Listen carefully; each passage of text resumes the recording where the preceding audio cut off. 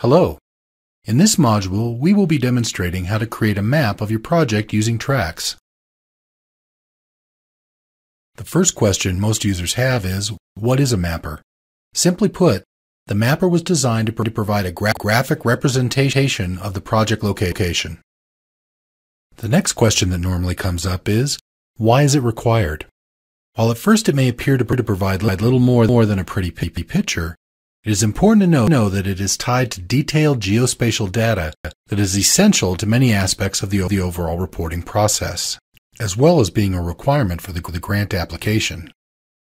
It also allows you to define a project by its location, region, or state, which may then be associated later with a specific agency or even used for cross-agency coordination. Now that you know why, let's move on to the how. To access the mapper from the TRACS dashboard, first click on the blue Mapper button in the upper right side of the screen. Once the Mapper window appears, notice that there is a toolbar at the top of the screen. This toolbar is where you will go to enter project data, which will be covered later in other modules. But first, we have to map our project.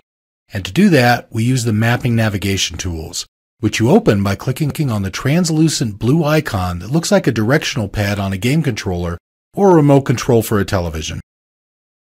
As you can see, this is a fairly standard set of tools to move the image around, zoom in, zoom out, etc.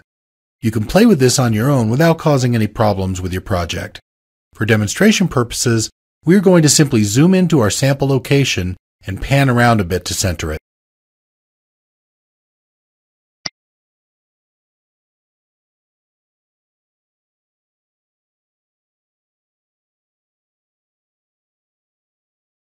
When you have your location positioned where you want it, click on the small life preserver icon on the Mapper toolbar at the top of the screen.